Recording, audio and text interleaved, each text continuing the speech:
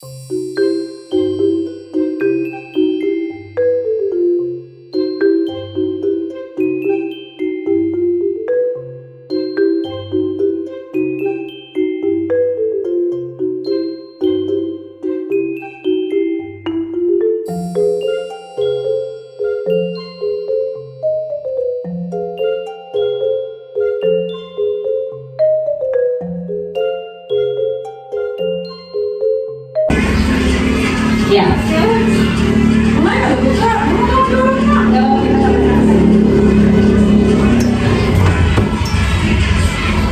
Ya, assalamualaikum warahmatullahi wabarakatuh. Yang saya hormati Bapak Ibu Dewan Guru beserta staf yang hari ini alhamdulillah bersedia hadir untuk melaksanakan kegiatan kita yaitu diskusi di komunitas belajar kita. Puji syukur kehadirat Allah Subhanahu wa Ta'ala yang mana hari ini kita bisa melaksanakan kegiatan ini. Shalawat serta salam marilah kita curahkan ke junjungan haribaan kita Nabi besar Muhammad Sallallahu Alaihi Wasallam. Bapak Ibu, hari ini kita akan sama-sama sharing, sama-sama berdiskusi santai saja. Mohon maaf sebelumnya karena saya salah kostum, tapi hari ini harus kita laksanakan kegiatan kita di komunitas belajar kita di SDN 1 Sepunggur. Adapun pembahasan kita hari ini adalah kita sharing-sharing santai saja tentang budaya positif. Budaya positif, kemudian tentang nanti kita dapat memahami apa itu perubahan paradigma belajar, disiplin positif, motivasi perilaku manusia, kebutuhan dasar manusia, posisi kontrol kita sebagai guru, dan keyakinan kelas serta segitiga restitusi. Nah, untuk yang pertama yaitu budaya positif. Budaya positif di sini adalah suatu kebiasaan-kebiasaan yang dilakukan secara terus-menerus hingga tumbuh menjadi sebuah karakter. Salah satu tanggung jawab kita seorang guru adalah bagaimana menciptakan suatu lingkungan positif yang terdiri dari warga sekolah yang saling mendukung, saling belajar dan saling bekerja sama. Itu segala sesuatu budaya-budaya yang positif yang kita akan cita-citakan dan akan kita wujudkan. Kemudian di sini ada lagi perubahan paradigma belajar. Apa itu perubahan paradigma? Perubahan yang penting yang terjadi ketika cara berpikir yang biasa atau melakukan sesuatu diganti dengan cara yang baru. Seperti pada waktu dulu kita belajar itu bagaimana sih Bapak Ibu ya? Kita belajar itu kita mendengarkan guru di depan, mendengarkan saja guru dengan metode ceramah. Tapi bagaimana sesuai dengan perkembangan zaman tidak seperti itu lagi. Jadi kita harus merubah paradigma kita dalam mengajar. Dari yang tadinya seperti itu jadi berubah seperti ini, tentunya ke arah yang lebih positif lagi. Nah, jadi kita harus mindset kita, paradigma kita, apa itu paradigma, cara berpikir kita dari yang masa lampau menjadi ke yang masa sekarang sesuai dengan perkembangan zaman, bahwa guru itu sekarang itu hanya menjadi fasilitator ya, dan menuntun peserta didik untuk perkembangannya. Jadi guru bukan salah satu-satunya sumber belajar. Di depan kemudian ngomong ceramah, murid mendengarkan. Tapi di sini kita juga harus merubah paradigma belajar di sekolah kita. Bagaimana kita supaya anak-anak kita itu aktif dalam pembelajaran. Kemudian yang kedua adalah motivasi perilaku manusia. Motivasi perilaku manusia itu adalah maksudnya bagaimana ya Bapak Ibu? Motivasi itu adalah kita mengerjakan sesuatu pasti ada motivasinya, pasti ada motivasi. Nah, di sini motivasi di sini yang pertama yaitu menurut Diane Gozen itu yang pertama itu adalah menghindari ketidaknyamanan ataupun hukuman.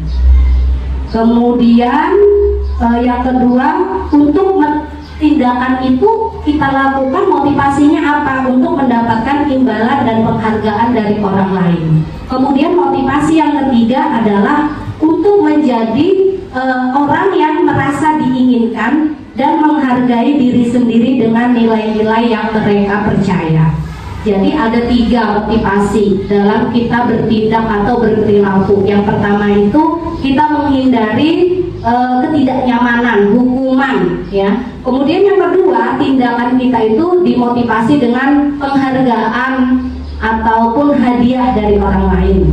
Kemudian yang ketiga adalah tindakan kita itu termotivasi dari keyakinan, kesadaran diri sendiri untuk melakukan sesuatu hal tersebut. Nah, bagaimana kita mengkaitkannya motivasi perilaku ini terhadap peserta didik kita? Nah, kita sebagai guru itu berarti harus memotivasi peserta didik itu untuk melakukan kegiatannya, melakukan aktivitasnya itu sesuai dengan yang mana. Apakah untuk mendapatkan hadiah? Dia melakukan kegiatan itu hanya untuk mendapatkan hadiah, ataupun untuk menghindari hukuman. Misalnya dia datang tepat waktu. Apa motivasinya dia untuk datang tepat waktu? Begitu ditanya dengan guru, apa motivasi kamu datang tepat waktu? Ternyata dia menjawab supaya tidak dihukum. Berarti motivasi dia bukan dari kesadaran dirinya, tapi untuk menghindari hukuman. Nah, kemudian untuk yang berikutnya yaitu tentang disiplin positif. Apa itu disiplin positif? Disiplin positif yaitu suatu pendekatan yang menerapkan disiplin dari dalam diri anak tanpa adanya hukuman ataupun hadiah. Jadi disiplin positif itu dan budaya positif itu berasal dari sebuah peraturan kita di dalam kelas ataupun di sekolah, dari kata-kata yang sederhana yang dimiliki oleh anak, kemudian kita rubah ke dalam kalimat-kalimat positif. Contoh misalnya, jangan membuang sampah sembarangan. Jangan membuat sampah sembarangan itu adalah peraturan-peraturan yang kita buat bersama anak-anak di kesepakatan kelas. Nah, kalimat tersebut kita buat ke dalam kalimat yang lebih positif, yang nantinya merupakan keyakinan kelas. Nah, disiplin positif di situ berarti kalau jangan membuang sampah sembarangan, kira-kira kalimat positifnya bagaimana ibu-ibu, bapak-bapak? Jangan, kan kita tuh kadang kalau di psikologi ada tuh kalau kadang di sosial media itu jangan katakan jangan kepada anak, ya kan? Itu karena masih ada kalimat negatifnya, jangan membuang sampah sembarangan. Nah, jadi kalau kalimatnya itu berubah menjadi kalimat positif, berarti seperti apa? Kan jangan membuang sampah sembarangan. Kalimat positifnya adalah buanglah sampah pada tempatnya. Kata Pak Algun itu buang sampah pada tempatnya boleh. Buanglah sampah pada tempatnya. Ada lagi? Biasanya kita tempel-tempel di dinding-dinding kelas untuk supaya anak itu tidak membuang sampah sembarangan. Tapi kita tidak boleh menggunakan kata keyakinan kelas itu jangan membuang sampah sembarangan. Kenapa? Karena masih ada kalimat negatifnya. Jadi kita merubah ke dalam kata yang lebih positif. Jagalah kebersihan, boleh. Jagalah kebersihannya. Jadi disiplin positif itu berawal dari pembiasaan yang kita lakukan terhadap peserta didik kita. Jadi dengan pembiasaan di situ nanti dia akan berubah menjadi Disiplin positif, adakah guru, dia tetap disiplin karena itu keyakinannya dia mengerjakan sesuatu atas dasar kesadarannya sendiri tanpa adanya hukuman ataupun penghargaan dari orang lain. Jadi anak itu sudah paham, oh walaupun tidak ada guru tapi aku harus tetap menjaga kebersihan karena ini merupakan kesadaran diriku untuk menjaga lingkungan. Oke, kemudian yang berikutnya adalah tentang kebutuhan dasar. Kebutuhan dasar manusia itu ada 5, Bapak Ibu. Yang pertama adalah kebutuhan fisiologi.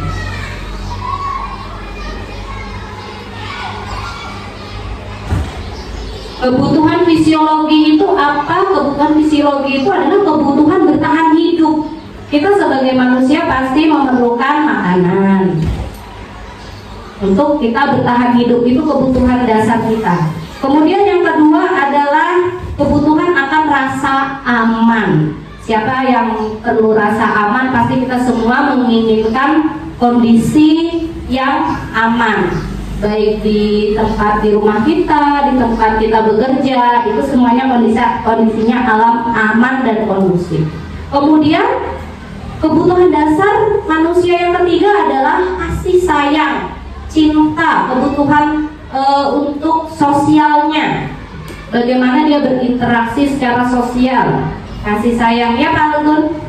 Kita butuh yang namanya kasih sayang. Bagaimana kalau kita di kantor, di sekolah itu suasananya tidak nyaman, berarti kita kebutuhan dasar kita berarti belum terpenuhi.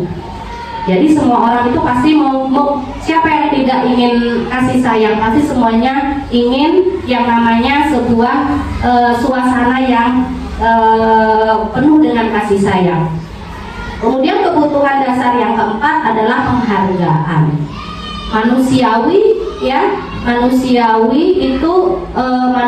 itu selalu ingin adanya suatu penghargaan dari apa yang telah kita capai. Misalnya ada anak yang nilainya bagus, nah kita memberikan penghargaan dengan nilai yang bagus pula. Dan apresiasi lain yang diharapkan oleh anak dengan ucapan yang memotivasinya. Kemudian kebutuhan dasar yang kelima, kebutuhan dasar manusia yang kelima adalah penguasaan, aktualisasi diri. Maksudnya bagaimana? Maksudnya adalah manusia itu kebutuhannya itu dia ingin keberadaannya itu dilihat, keberadaannya itu ingin diperhatikan. Seperti halnya anak-anak itu terkadang mereka mencari perhatian kita. Nah, itu namanya aktualisasi diri. Itu merupakan salah satu kebutuhan dasar manusia, kebutuhan dasar anak, aktualisasi diri. Jadi dia diperhatikan. Nah, kadang kita saking banyaknya murid kita tidak memperhatikan lagi yang di ujung. Nah, sedangkan dia juga perlu perhatian. Itu tentang kebutuhan dasar. Kemudian yang berikutnya adalah posisi kontrol restitusi. Nah, ada posisi kontrol kita sebagai guru itu ada 5 juga. Kita memposisikan diri kita itu 5 posisi kontrol. Yaitu yang pertama adalah penghukum,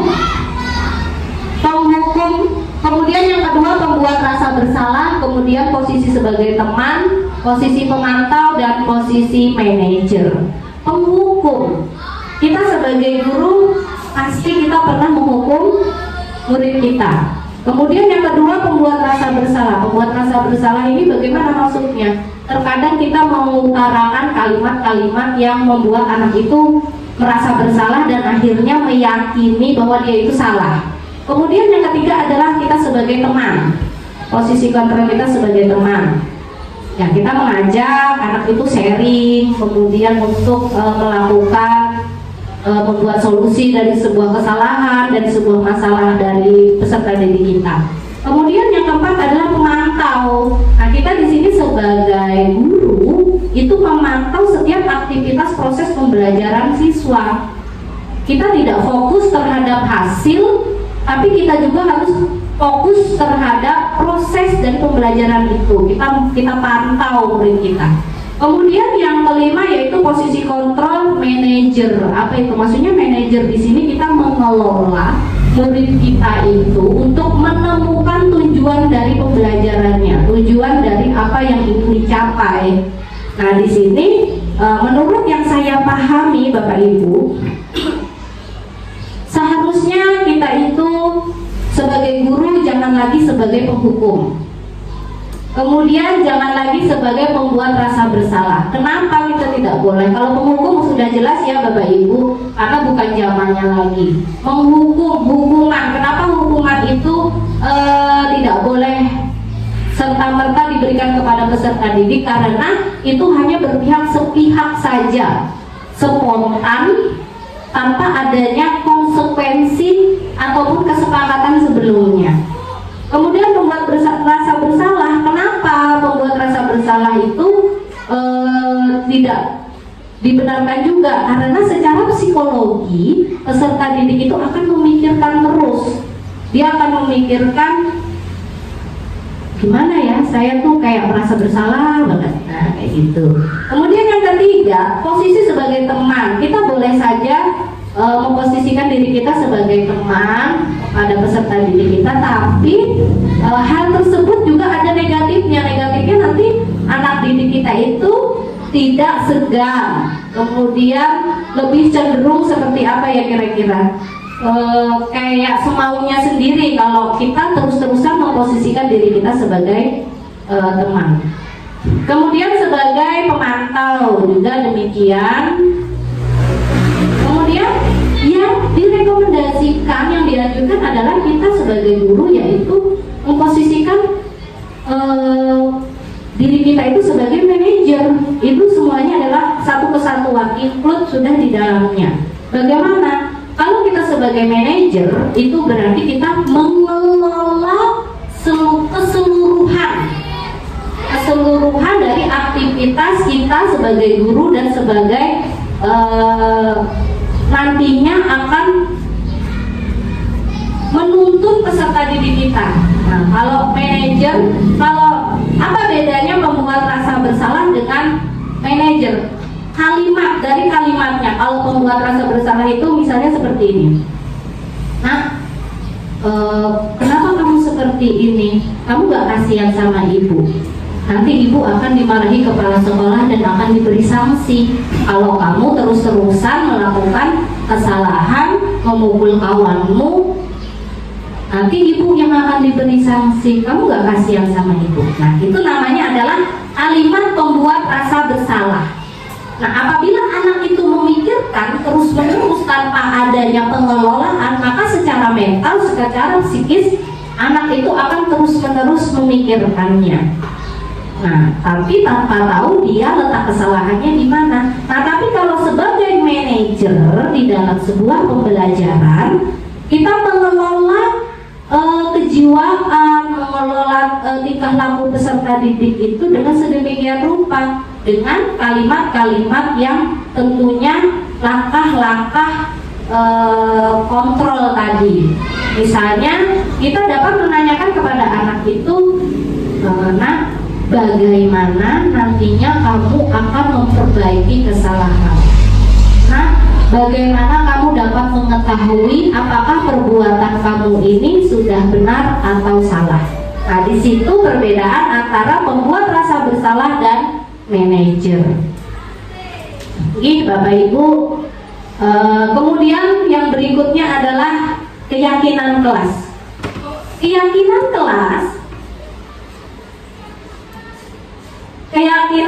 kelas atau keyakinan sekolah adalah segala sesuatu yang bermula dari sebuah aturan dan diyakini sebagai suatu yang positif.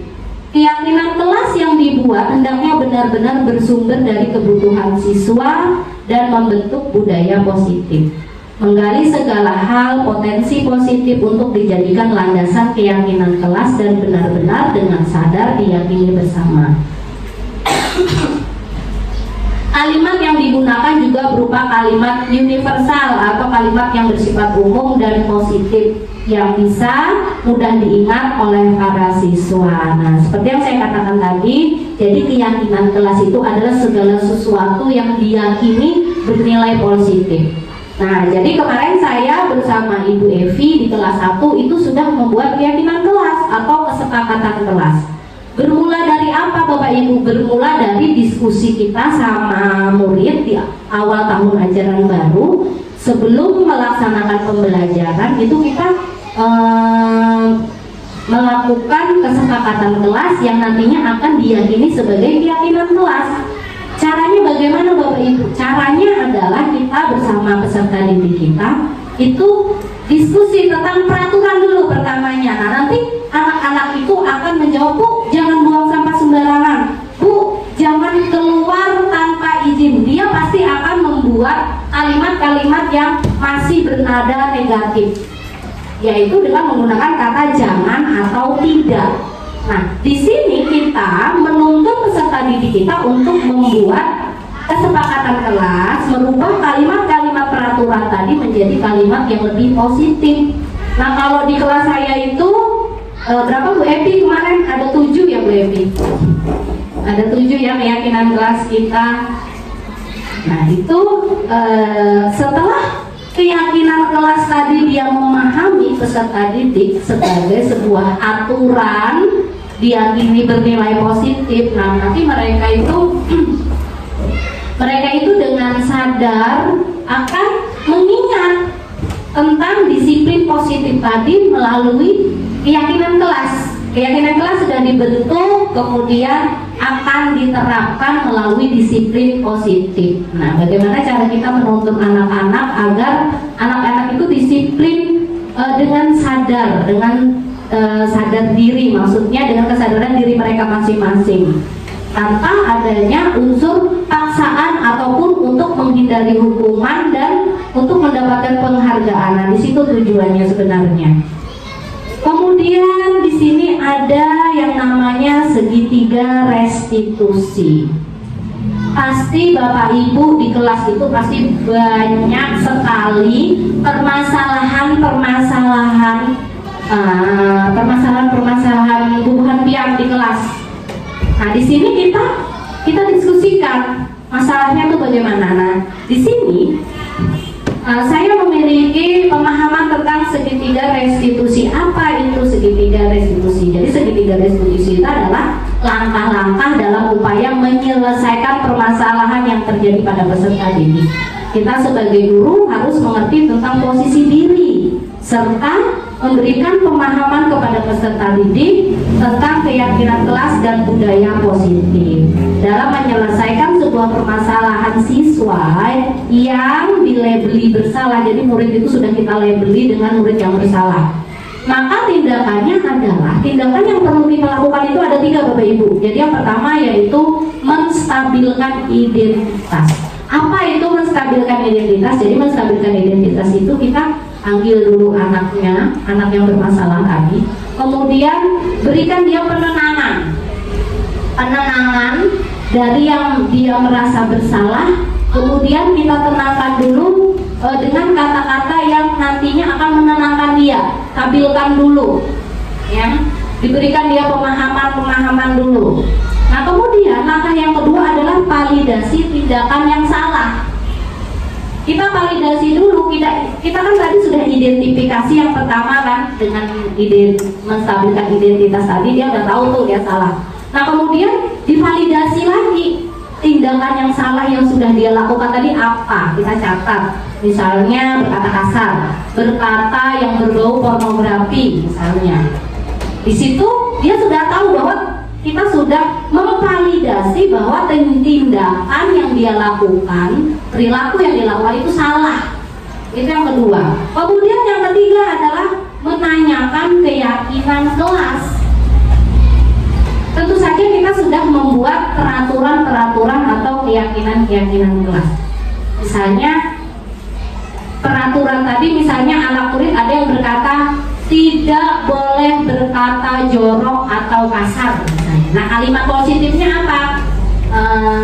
Menjaga sopan santun di mana saja berada. Sopan santun itu kan berarti juga termasuk ucapan-ucapan yang kotor itu tidak boleh dilakukan, tidak boleh diucapkan, ya. Nah itu.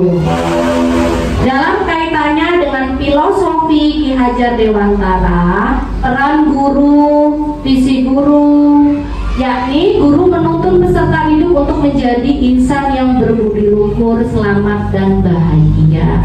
Guru memposisikan perannya dalam menerapkan nilai-nilai dan visi perubahan diri dan sekolah demi cita-cita peserta didik yang diinginkan.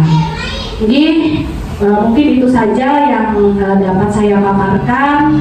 Silahkan Bapak Ibu jika ingin sharing tentang masalah, mungkin nanti di sini kita bisa sama-sama, atau ingin ada yang ditanyakan, jika nanti saya bisa menjawab kita jawab. Tapi kalau nanti saya tidak bisa menjawab, nanti akan kita sama-sama carikan solusinya untuk menjawab pertanyaan dari Bapak Ibu sekalian. Silakan Bapak Ibu.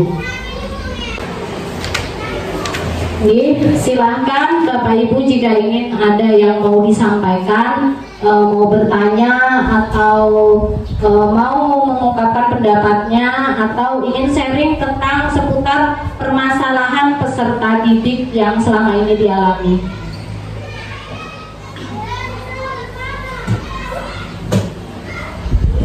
Bu Hasmirah mungkin, silahkan.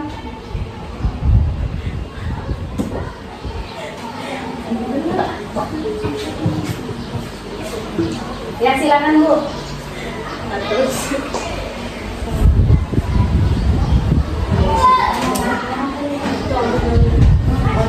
Ini silakan Ibu Hasmirah.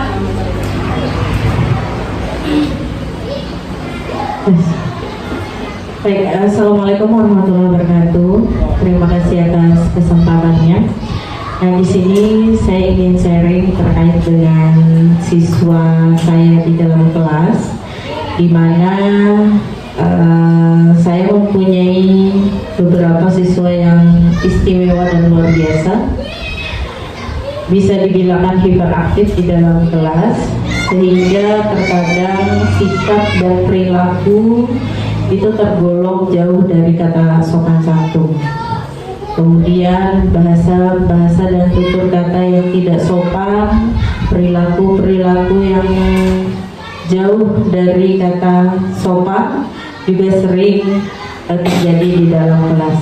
Nah, dalam penanganannya saya pribadi sudah melakukan berbagai hal, mulai dari hukuman, kemudian pendekatan, sampai pada akhirnya saya terkadang menyelesaikan dengan cara menyuruh dia untuk menyadari dengan cara beristighfar, bertaubat. Namun sampai saat ini saya lihat perubahannya tidak terjadi secara signifikan. Ya, mungkin dari teman-teman sekalian ada saran yang bisa disampaikan ke saya, langkah apa yang sebaiknya saya ambil agar nanti ke depannya anak-anak didik saya bisa menjadi pribadi yang berkarakter. Terima kasih. Terima kasih kepada Ibu Hasmirah yang sudah mencoba untuk memaparkan masalah yang terjadi di kelas beliau. Sebelumnya, apakah ada Bapak Ibu yang ingin menyampaikan kira-kira solusi apa atau saran-saran apa yang kira-kira bisa disampaikan untuk permasalahan yang dihadapi oleh Ibu Hasmirah? Silakan Bapak Ibu.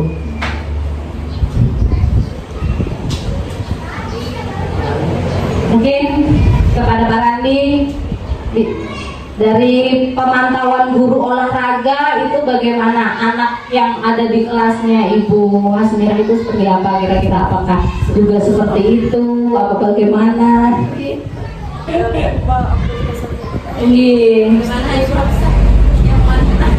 Oke, coba kalau dari Ibu Hapsah bagaimana Bu, kira-kira saran apa yang untuk permasalahan dari muridnya Ibu Hasmirah yang sudah sering kali diberikan pemahaman tentang kata-kata atau keyakinan kelas bahwa berkata kasar, berkata yang tidak semestinya itu tidak boleh diucapkan. Nah, bagaimana saran Ibu Hapsah untuk solusi ataupun permasalahan dari Ibu Hasmirah? Mungkin nanti dengan kita sharing di sini nanti kita akan dapat menerapkannya di kelas kita. Silakan Ibu.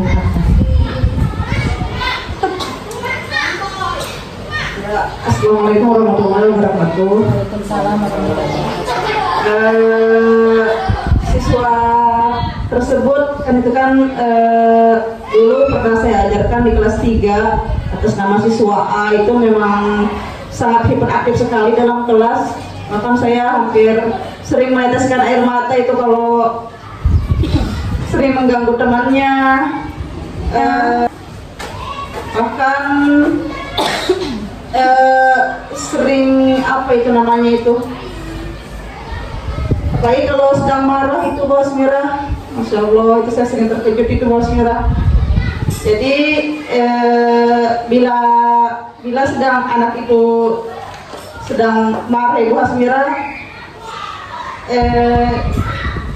kadang saya tinggalkan aja Bu Hasmirah, atau selesai istirahat saya duduki, kemudian saya ajarkan kepada siswa A itu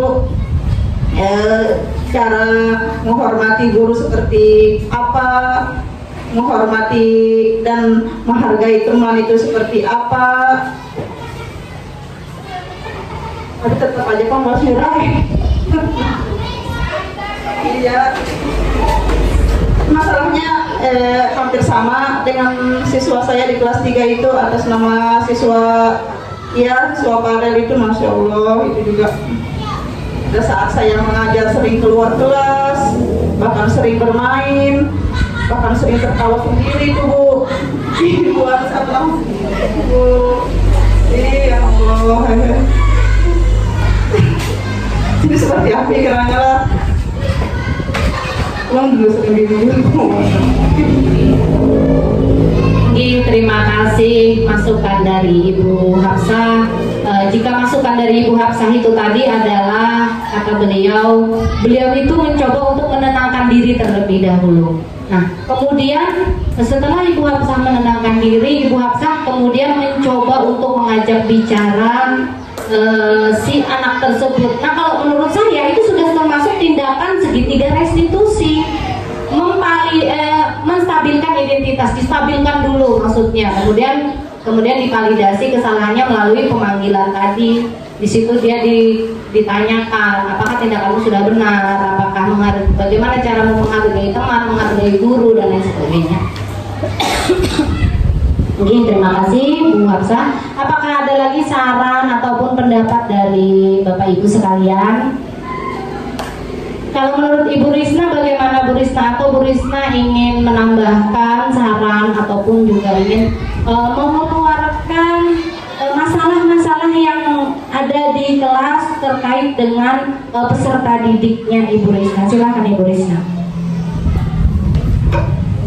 Ya, terima kasih. Assalamualaikum warahmatullahi wabarakatuh. Waalaikumsalam warahmatullahi wabarakatuh. Kalau di kelas ulun, kan bukan ulun menambahkan, kalau di kelas ulun, kalau ulun kesana kalau ulun diamkan dulu, ulun diamkan dulu sampai reda, baru ulun beri pengarahan atau nasihat yang membuat dia merasa bersalah dulu. Emang seharusnya Jerboeka tadi kita tidak boleh memberi dia bersalah. Mungkin solusi ulun supaya dia merasa diam, meresapi dulu kesalahannya. Mungkin cara ulun kayak gitu. Ulun diamkan, ulun bersabar, keluar sebentar, baru masuk lagi ulun beri nasihat yang menyinggung, yang merasa dia bersalah tentang misalnya bukan mengancam sih, tentang ada masalah nilai, kenaikan kelas, kayak gitulah, bukan hukum-hukuman yang mengancam dia ke misalnya rasa bersalah apa sih,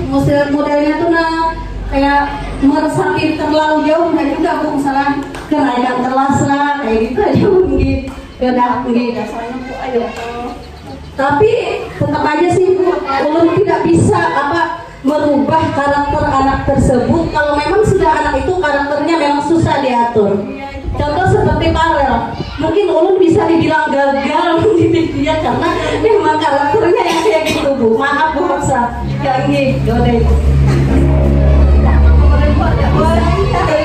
Oke, terima kasih Bu Risnawati. Nah, jadi Bu Risnawati ada sedikit kasus juga, maksudnya tentang pembelajaran, masalah yang ada di pembelajaran piano. Gitu, sama saya sebelum mengetahui, sebelum saya mempelajari, jadi kita itu belajar itu sepanjang hayat ya Bu ya, kita sebagai guru harus terus belajar dan belajar.